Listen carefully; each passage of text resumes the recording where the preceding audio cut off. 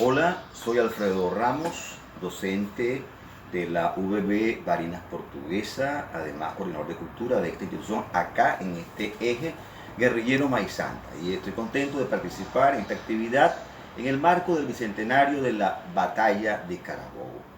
Lo que voy a hacer es compartir una exposición relativamente breve, resaltando la figura de Bolívar en el espacio de la Batalla de Carabobo, pero con un antes y un después. Lo hemos denominado la figura de Bolívar en la gesta de la Batalla de Carabobo. Voy a comenzar leyendo un texto que he escrito recientemente, apenas tres o cuatro párrafos, para después entrar en algunos detalles que tienen que ver con la exposición. El propósito de esta exposición es destacar y recordar al mismo tiempo que el Simón Bolívar, indómito guerrero por la libertad de nuestra patria, aquella mañana del 24 de junio de 1821, en la sabana de Carabobo, era más que un militar de alto rango, dirigiendo con sabiduría e ingenio las tropas libertadoras contra un ejército imperial español muy bien apertrechado. Por otro lado, esa batalla de aquella mañana, por encima de la propia magnanimidad que le conferían las circunstancias de la guerra, era mucho más que una nueva confrontación entre realistas y patriotas. No es nada ocioso recalcar que en la humanidad del libertador Bolívar se conjuntaban de manera extraordinaria, además de la arrolladora presencia de un aguerrido general, la connotada figura de intelectual, pensador, filósofo, diplomático, educador y además un apasionado entregado al servicio de la causa independentista venezolana, así como de la construcción de una república constituida por ciudadanos y ciudadanas libres en un sistema de relaciones sociales y políticas mediadas por la moral y las luces para la convivencia y la paz. No obstante, este general libertador que dirigía la batalla de Carabobo aquel 24 de junio de 1821, tenía su espíritu visionario y su razón política puestos en un sueño de más largo aliento.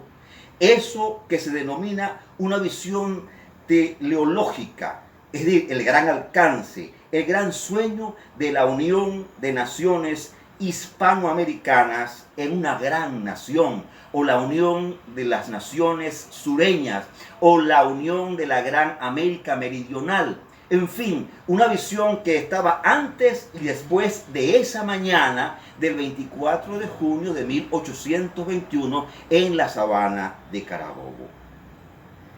Ya encontramos en el discurso de Angostura el 15 de diciembre de 1819, en una emotiva y exultante prosa dibujada así el futuro de la patria. Dice Bolívar en esa alocución a los asistentes a ese congreso en Angostura: volando por entre las próximas edades, mi imaginación se fija en los siglos futuros y observando desde allí con admiración y pasión y pasmo la prosperidad, el esplendor, la vida que ha recibido esta vasta región, me siento arrebatado y me parece que ya la veo en el corazón del universo, extendiéndose sobre sus dilatadas costas, entre sus océanos que la naturaleza le ha deparado, y que nuestra patria reúne así con prodigiosos y anchurosos canales. Ya la veo servir de lazo, de centro, de emporio a la familia humana. Ya la veo enviando a todos los recintos de la tierra los tesoros que abrigan sus montañas de plata y de oro. Es un fragmento apenas de ese sueño del gran pasionario, del poeta, porque trayendo al presente, a ese momento y ahora, lo que es la poiesis derivada de la filosofía griega, que significa creación. Bolívar fue un poeta, pero además de derivar de la palabra poiesis, de la creación, es que hay elementos para así digamos, afirmarlo. Por ejemplo, eso que es una joya maravillosa, Mi delirio sobre el Chimborazo, es una pieza poética totalmente. Y si leemos las cartas de Bolívar a Manuelita Sáenz, es poesía pura. Y en cada uno de los grandes documentos hechos por Bolívar, como por ejemplo la Carta de Jamaica,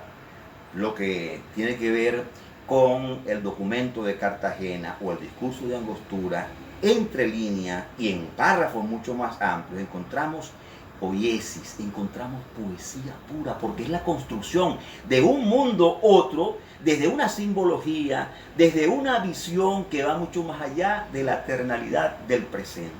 Ese Bolívar es el que está esa mañana en Carabobo con un gran entusiasmo, con esa capacidad de líder carismático que le da precisamente el fuego fatuo, el fuego indetenible, el fuego que nunca perece, que lo lleva a estar allí, en cuerpo y alma en la batalla, pero al mismo tiempo trayendo sus palabras de 1811, de 1813, de 1815, años que son icónicos, emblemáticos, y luego lo que sería,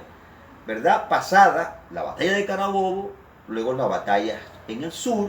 la batalla del lago de Maracaibo y su gran lucha por establecer el sueño de la patria grande.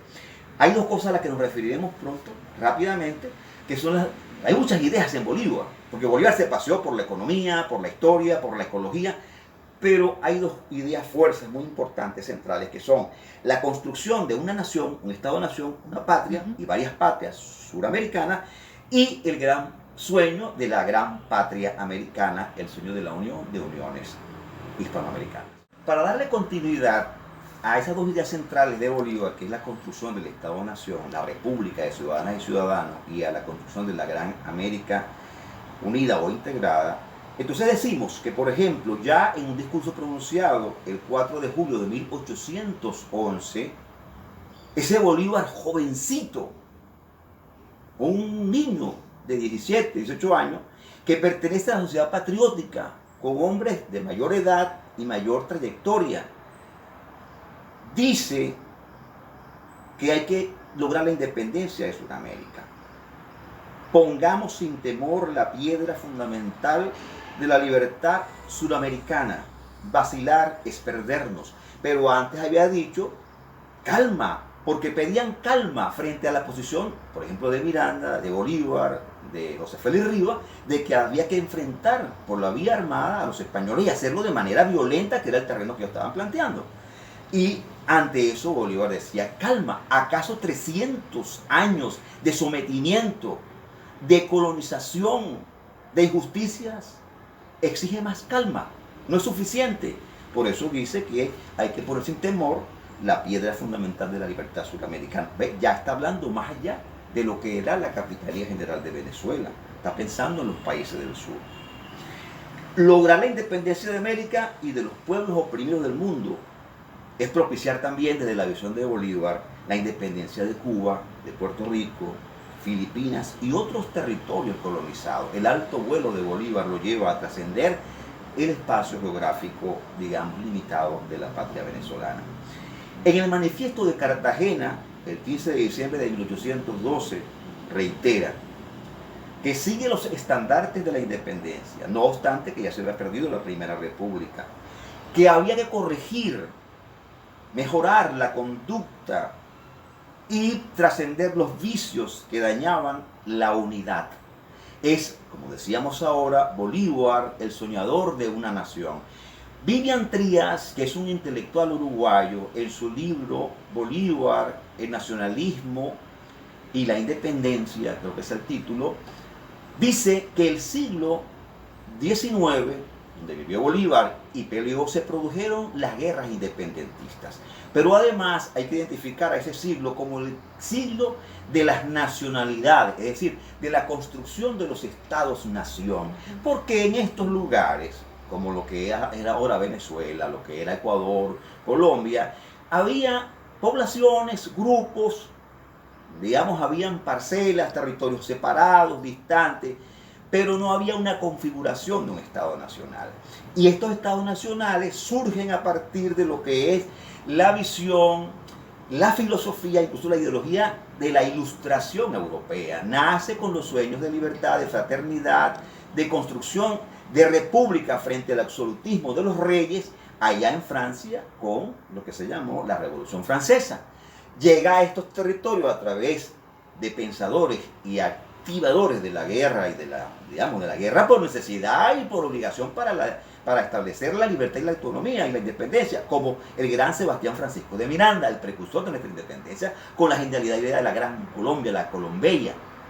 Pero llega a través también de pensadores como Voltaire, como Montesquieu, como Rousseau, que son fundamentalmente los filósofos que Bolívar lee, asume y que reinterpreta para ir generando la construcción desde su filosofía, desde su política, desde su visión de estadista de esa república para Venezuela y para las naciones del sur. Su concepción integracionista produce la necesidad de la unión e integración. Estamos reiterando, porque necesidad es decirlo, la visión continental. Yo soy del sentir, decía Bolívar en ese mismo 1812, que mientras no centralicemos nuestros gobiernos americanos, nuestros enemigos obtendrán las más completas victorias. A Santiago Mariño, en carta del 16 de diciembre de 1813,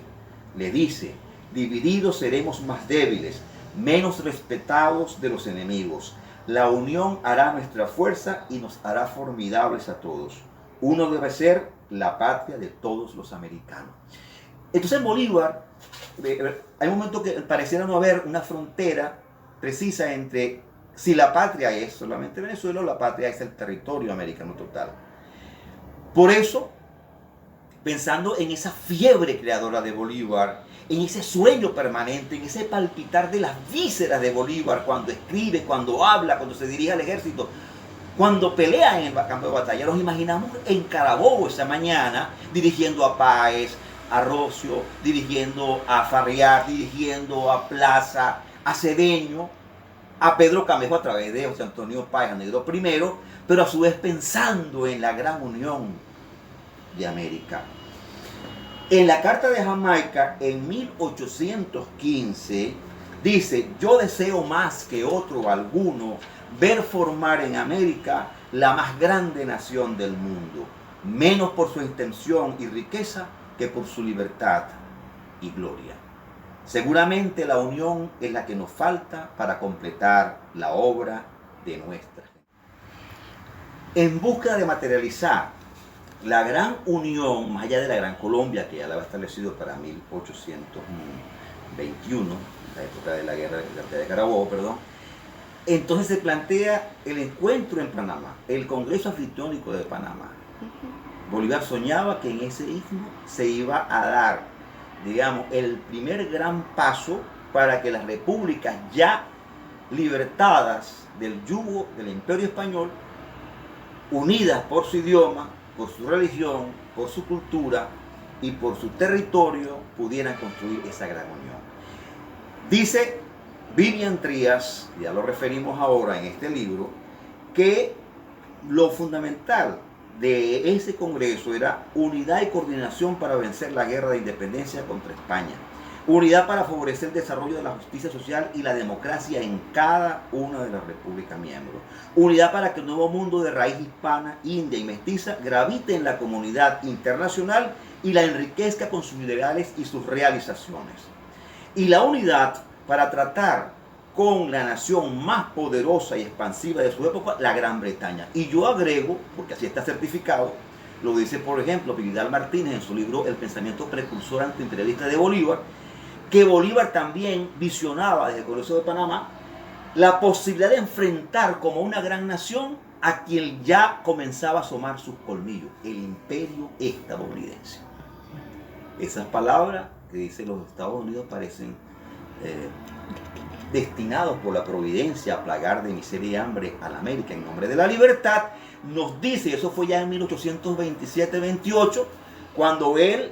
a Santander comienza a reclamarle, entre otras cosas, porque había convocado a gente de Estados Unidos a participar en ese congreso que no era de su agrado, porque además no tenía nada que ver Estados Unidos con lo que era la idea de esa visión integracionista unionista de Bolívar. Finalmente, lamentablemente con la muerte de Bolívar y un poco antes de él comienza a desmembrarse ese sueño americano. Sin embargo, quedó vigente y podemos decir que ahora todo lo que tiene que ver con UNASUR, antes con el CELA, en otro momento histórico, UNASUR, lo que tiene que ver con el ALBA, lo que tiene que ver con el propio Mercosur desde la visión de integración de las culturas y de los pueblos, es Bolívar nuevamente entre nosotros. Lo que asumió Chávez, además de todo el discurso de la construcción de la nación, del poder moral, del poder electoral, que viene de Bolívar establecido en el discurso de Angostura, también ese encuentro de América,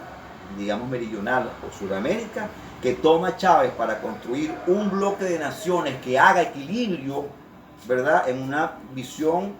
de multipolar y policéntrica del universo, viene de Bolívar, de manera que Bolívar sigue vigente más allá de esa mañana del 24 de junio de 1821 en la magnánima batalla de Carabobo.